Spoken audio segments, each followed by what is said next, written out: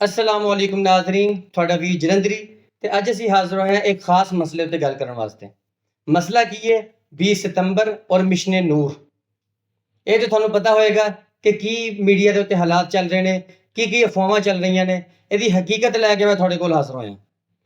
Mission नूर हकीम नूरुद्दीन लानती, ਉਹਨੂੰ ਤੇ मैं लानती कहांगा, जिन्हें कादियानी नू मिर्ज़ा गुलाम अहमद कादियानी नू लॉन्च किया, ਜਿਹਦੇ ਪਿੱਛੇ ਉਹਦੀਆਂ ਪੁੱਠੀਆਂ ਮੱਤਾਂ ਸੀ, ਜਿਹਨੇ ਦੀਨੇ ਮੁਹੰਮਦੀ ਨੂੰ ਨੁਕਸਾਨ ਪਹੁੰਚਾਇਆ। ਤੇ 20 ਸਤੰਬਰ ਨੂੰ ਰਬਵਾ ਦੇ ਵਿੱਚ ਜਿਹੜਾ ਚਨਾਬ ਨਗਰ ਅਸੀਂ ਨਾਮ ਚੇਂਜ ਕਰਵਾਇਆ ਉਹਦਾ ਨਾਮ ਪਹਿਲੇ ਰਬਵਾ ਸੀ। ਰਬਵੇ ਦਾ ਇਫਤਤਾਹ ਔਰ ਰਬਵੇ ਦੀ ਬੁਨਿਆਦ ਰੱਖੀ ਗਈ 20 ਸਤੰਬਰ। ਹੁਣ ਅਸੀਂ ਆਵਾਂਗੇ ਕਿ ਇਹ ਮਿਸ਼ਨ ਨੂਰ ਤੇ 20 ਸਤੰਬਰ ਦੀ ਹਕੀਕਤ ਕੀ ਹੈ।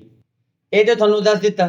ਹੁਣ ਇਹਦਾ ਤਲਕ ਕਿਹਦੇ ਨਾਲ ਹੈ, ਕਿਹੜੀ ਮੁਤਨਾਜ਼ਿਆ ਜਮਾਤ ਦੇ ਨਾਲ ਹੈ, ਜਿਹੜੇ ਪਹਿਲੇ ਹੀ ਯਹੂਦੀਅਤ ਨਵਾਜ਼ ਤੋਂ ਔਰ ਇਸ ਤਰ੍ਹਾਂ ਦੇ ਇਲਜ਼ਾਮਾਤ ਤੋਂ, ਇਸ ਤਰ੍ਹਾਂ ਦੇ ਕੰਮਾਂ ਤੋਂ ਆਪਣੀ ਪਹਿਚਾਣ ਆਪ ਹੈਗੀ ਹੈ।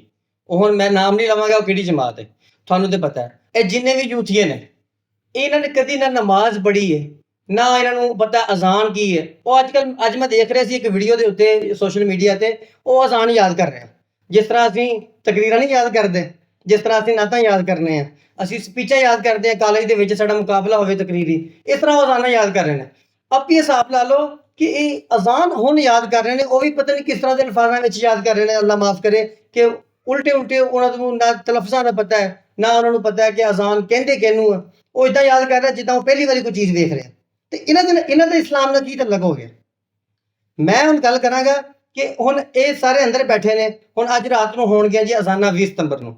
ਇੱਕ ਹੈਗੇ ਸਾਈਡ ਤੇ, ਇੱਕ ਪਾਸੇ ਮੰਜ਼ਰ ਹੈਗਾ ਮਰਜ਼ਈਆਂ ਦਾ, ਇੱਕ ਪਾਸੇ ਕਹਿੰਦੇ ਅਸੀਂ ਮੁਸਲਮਾਨ ਆ। ਫਿਰ ਤੁਸੀਂ ਆਪੇ ਹੁਣ ਇਸ ਚੀਜ਼ ਨੂੰ ਨੋਟ ਕਰ ਲਵੋ ਕਿ ਇਹ ਕੀ ਚੀਜ਼ਾਂ ਨੇ। ਹੁਣ ਤੁਸੀਂ ਆਪਣੀ ਸਕਰੀਨ ਤੇ ਵੇਖ ਲੈਣਾ ਕਿ ਇਹਨਾਂ ਦੇ ਆਪਣੇ ਰਹਿਨੁਮਾਵਾਂ ਨੇ ਇਸ ਚੀਜ਼ ਨੂੰ ਬਾਈਕਾਟ ਕੀਤਾ, ਇਸ ਚੀਜ਼ ਦਾ ਬਾਈਕਾਟ ਕੀਤਾ। ਸਾਨੂੰ ਕੀ ਜ਼ਰੂਰਤ ਹੈ, ਸਾਨੂੰ ਤੇ ਸਮਝਦੇ ਦੁਸ਼ਮਣ ਆਪਣੇ। ਹਾਂ ਅਲਹਮਦੁਲਿल्लाह ਅਸੀਂ ਦੁਸ਼ਮਣ ਹੈ।